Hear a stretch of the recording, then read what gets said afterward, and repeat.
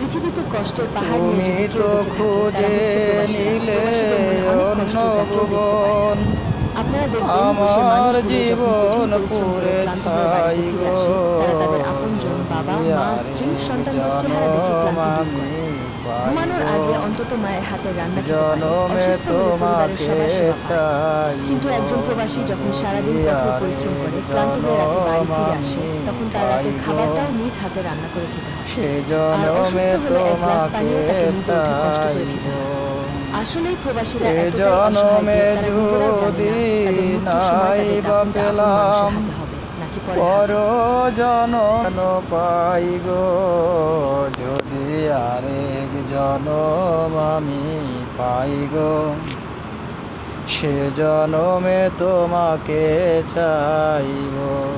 যদি আরেক জনম আমি পাই গো, সে জনমে তোমাকে চাইব।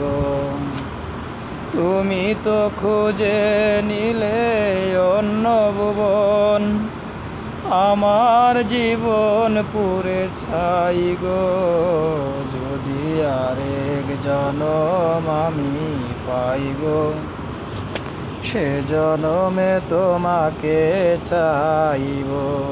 যদি আরেক জনম আমি পাই গো, সে জনমে তোমাকে চাইব।